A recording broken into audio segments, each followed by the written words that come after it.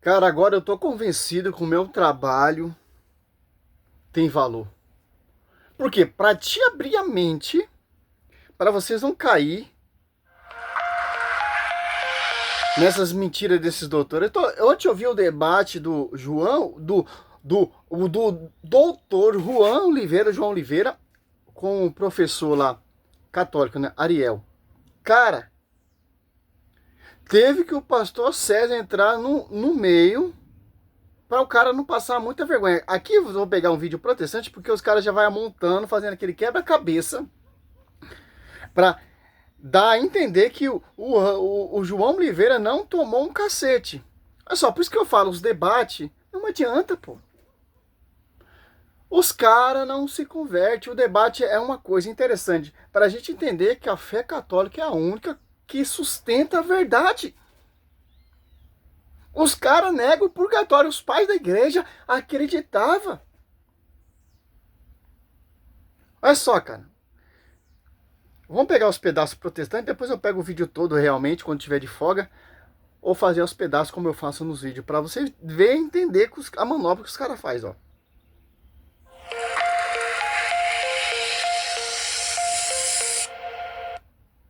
Bom, o purgatório não existe, não tem nenhum lastro na Bíblia. Primeiramente, quero explicar o purgatório, que muitos protestantes erram ao explicar o purgatório. Eles acham que é uma segunda chance, e não é assim. Na doutrina católica, o purgatório são pessoas que já Olha estão com a só, salvação. o cara, ele até contradiz até o protestantismo. Ah, tem muitos protestantes, e piriri, e parará, etc. O cara, ele é o bola da vez. Poxa, meu, que interessante, né? São garantida, porém ainda tem pecados veniais para serem purificados para depois ela ter acesso ao céu, né? E quando a gente vê na Bíblia, a gente vê que pessoas que são salvas por Cristo, elas tiveram parte com ele na cruz. Você concorda comigo? Sim. Na cruz. E Colossenses 1:22 fala que Cristo na cruz já nos reconciliou. E se ele nos reconciliou, ele nos tornou santos, justificados, inculpáveis e irrepreensíveis.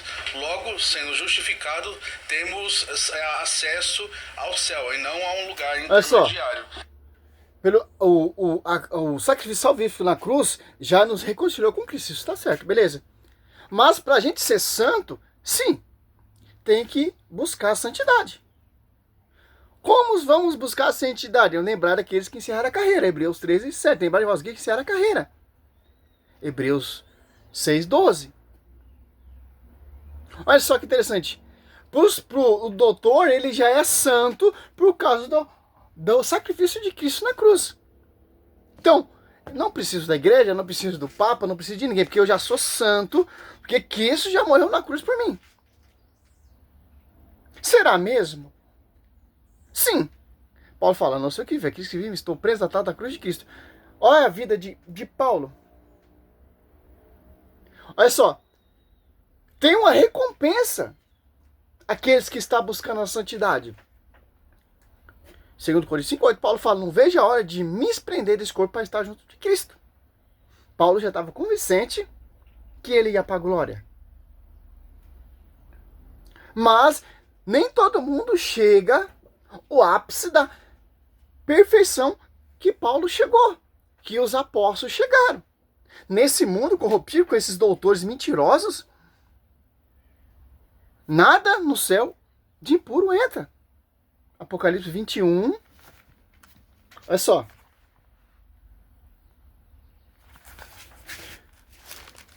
Isso é para você ver que o protestantismo ele não entende merda nenhuma da escritura. Ele nega o que a igreja prega. Ele nega que os pais patrísticos nos ensinam. Apocalipse 21, 27, ó. Nela não entrará nada de profano, nem ninguém que pratica abominações, mentiras, mas unicamente aqueles cujos nomes estão escritos no livro da vida do Cordeiro. Ele cita esse versículo lá no começo da live, né? Por quê? Só os puros Apocalipse, ou Mateus 5, 8. Bem-aventarados os puros de coração, porque verão a Deus. Olha só os puros. verão a Deus. Mateus 5, 48. Portanto, seja perfeito, só o perfeito. Assim como o vosso Pai Celeste é perfeito. Então, simples entender isso. A base, a doutrina do purgatório é simples entender isso. Mas vamos um pouquinho degustar, como disse o nosso Padre Luiz Toro, esse caramelo. Diário, porque Cristo na cruz ele já leva a culpa e o pecado.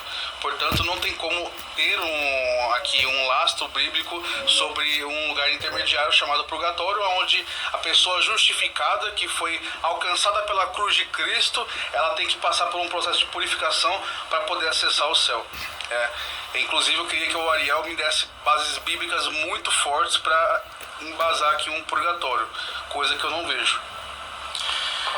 Você diz que Colossenses diz que nós que já somos justificados não precisamos de purificação. Mas o próprio São Paulo diz que completa em sua carne o que falta a paixão de Cristo. Não no sentido, é claro, né, de que falte alguma coisa para Jesus, todos concordamos. Mas existe um processo de purificação que acontece durante essa vida. São Paulo também diz que ele dá um alimento para crianças, né, quando ele está conversando com aquelas pessoas que são menores na fé. Depois essas pessoas vão crescendo e ele vai dando alimentos maiores para que nós cheguemos à medida de Cristo. Então esse absolutismo, assim, sou justificado, já sou santo, não existe. Precisa de uma justificação. E eu queria que você desse a sua interpretação para essa passagem da carta de São João que eu trouxe, de que há pecados que levam à morte e outros não. Todo pecado é uma impureza e impureza não entra no céu. Como que uma pessoa que morre com esse pecado que não leva à morte entra no céu se ela tem uma impureza?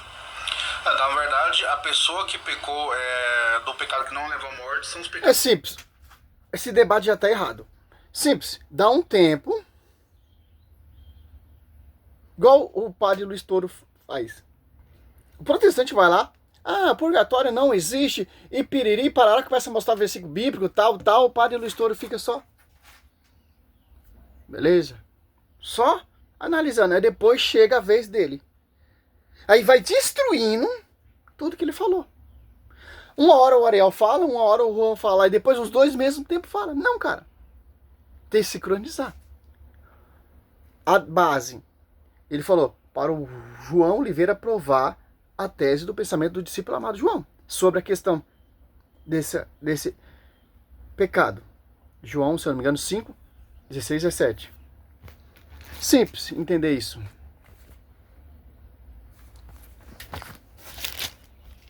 Olha só.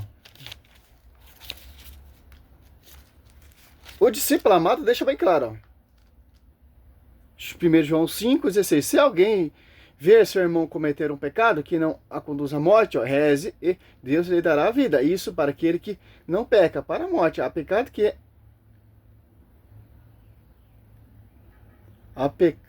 que é para a morte. E não digo que reze por esses. É sobre isso, entendeu? Aí ele vai falando, tal, etc. Depois é a vez do doutor Ariel refutar isso. Mas vamos lá, né? Quem sou eu, né? Eu não sou nada. Na verdade, a pessoa que pecou do pecado que não leva à morte são os pecados que nós cometemos no dia a dia. O pecado que leva para a morte ali, claramente, é a blasfêmia contra o Espírito Santo, que é um pecado imperdoável, né? Então, quando Paulo fala sobre a purificação, é um processo que todo cristão sofre durante a sua vida, mas como você bem disse, durante a vida, não num pós-morte. Paulo nunca vai falar de uma purificação pós-morte, isso não existe na Bíblia.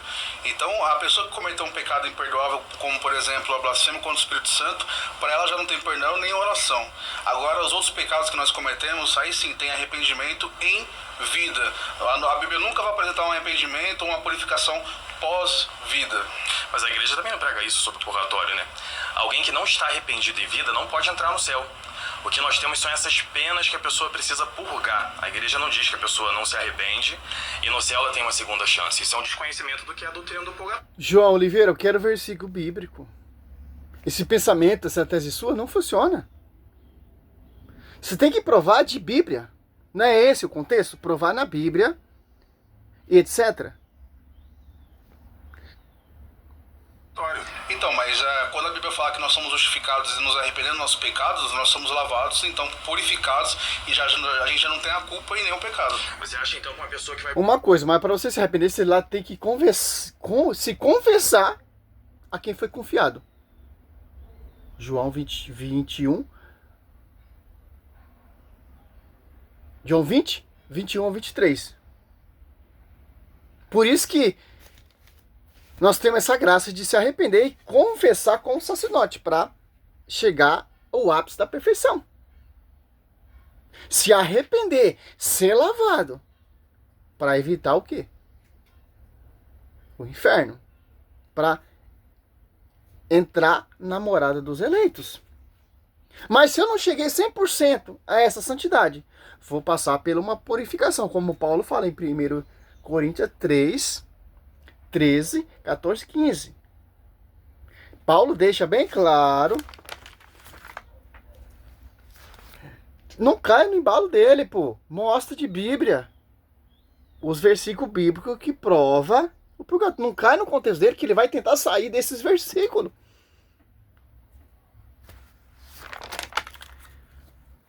Olha só.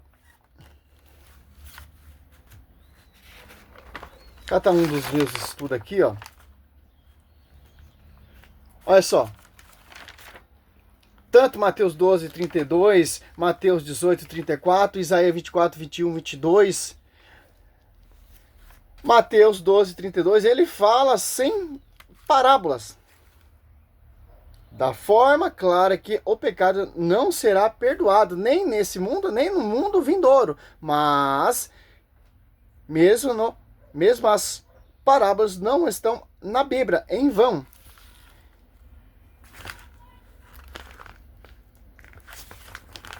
Inclusive a parábola, o povo hebreu tinha o costume de parábolas, porque a parábolas vem do termo hebraico, machale, que é um canto para mostrar algo verídico, veríssimo. Então, a parábola tem como um propósito, exaltar sobre algo que é verídico, ou verdadeiro, certo?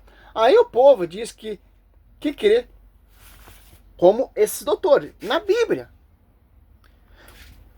Quando mostramos os versículos provando o purgatório, não, é só uma parábola.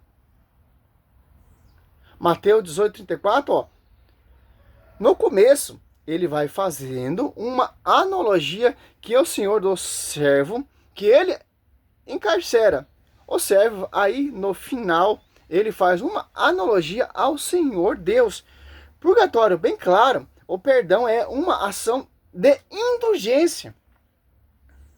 São Pedro também disse em 1 Pedro 3,19, e São Pedro ainda disse, para que seja julgado da maneira humana, como se estivesse na carne. É simples entender isso, cara. É simples. Os versículos bíblicos, e com a visão protestante, os caras vão negar isso. Mas temos referência a quem? Aqui, ó. O professor poderia citar, mas o tema é Bíblia, certo? Olha só. Pais da igreja. Olha só. Tem 10 folhas aqui explicando sobre pais da igreja que acreditam nesse fogo purificador. Como, por exemplo,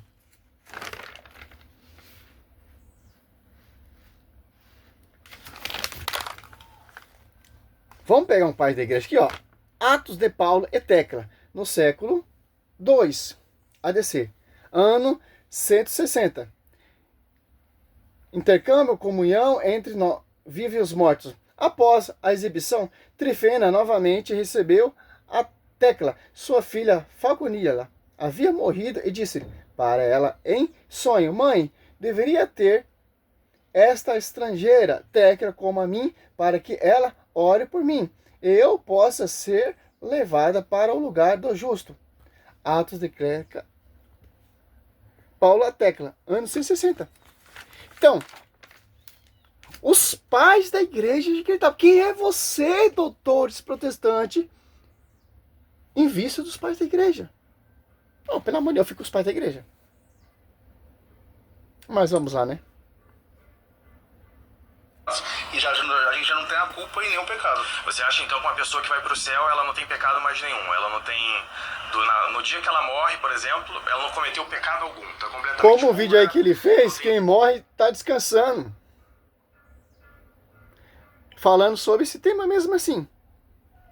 Cara, ô Ariel, pelo amor de Deus, você tá se abaixando de debater com um cara desse, pô. Poxa, nós católicos não precisamos disso, pô. Aí fica nesse contexto, mano, não adianta, pô. Os caras eles fazem montagem do vídeo, vai fazer aquela manobra teniciosa. Mas vamos lá, né? Nenhum problema, já pode ir direto pro céu. Então, na linguística grega existe dois tipos de pecado. O pecado, que é o tropeço, e a iniquidade, que é o pecado deliberado. A pessoa que está em pecado deliberado, ela não alcança... Cadê a Bíblia? Os caras estão debatendo, não tá usando Bíblia, cara. Vamos provar o purgatório na Bíblia. 5. Eu vi o debate, o Ariel deu um show.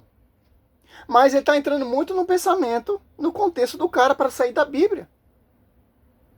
Não, Juan, mas em grego, em hebraico, aramaico, de Bíblia. Mas o catecismo, Bíblia. Você tá entendendo?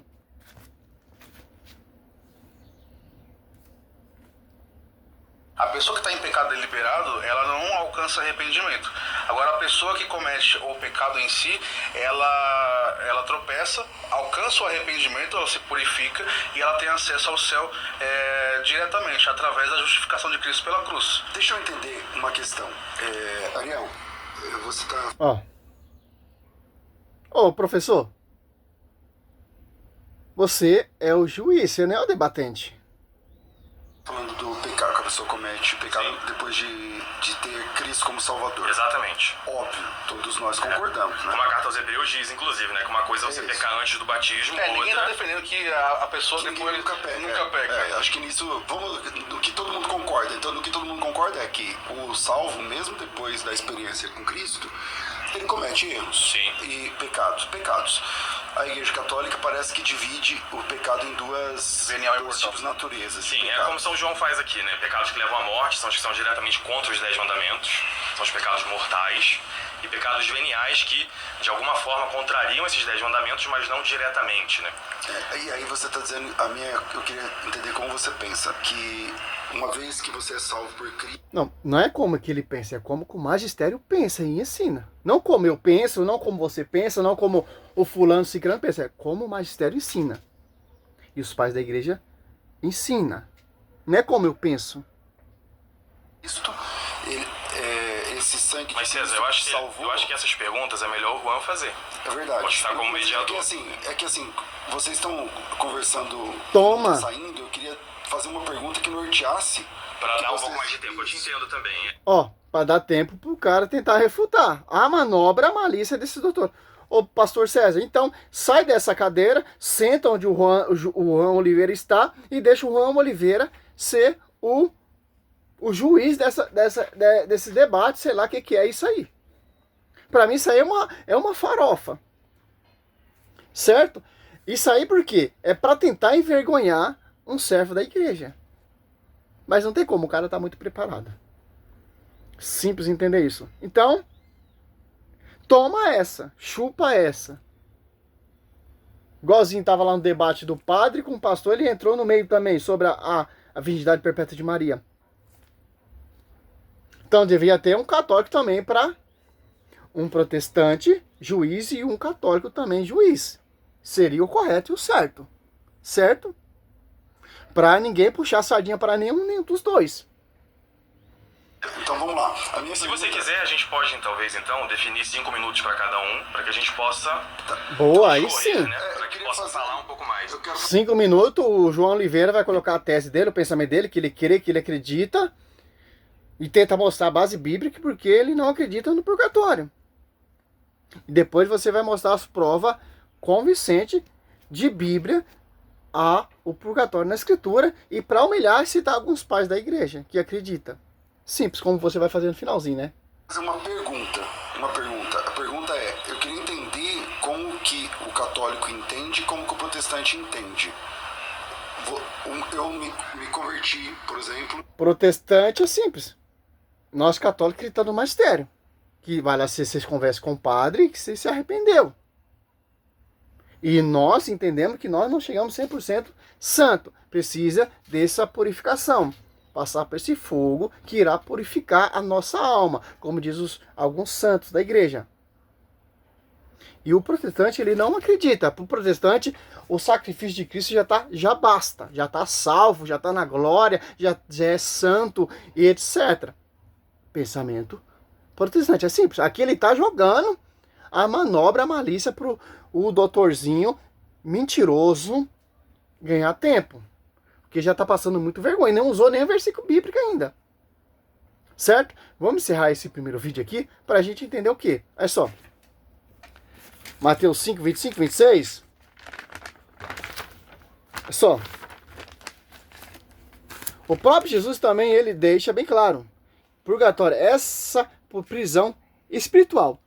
Essa prisão do espírito, onde seremos purgados. Onde haverá uma purificação dos pecados. Para que possamos nos tornar limpos e possamos ver a Deus. Ó. Bem claro. E ele vai distorcer e degrinir esse texto mais para frente no vídeo. O próprio Cristo deixa bem claro, São Paulo deixa bem claro em 1 Coríntios 3, do 13, 14 ao 15. Paulo mostra aquele que vai direto e aquele que irá passar pelo fogo, mas será salvo, e etc. E vai indo. E tem muitos estudos aqui também provando também para a gente entender o quê? O Isaías também fala desse fogo, dessa prisão, Isaías 24, 21, 22, então não tem como, cara. Segundo Macabeus também fala, 1 Pedro 3, 19 também fala. Simples, salve Maria, sou Sérgio Missionário Roberto.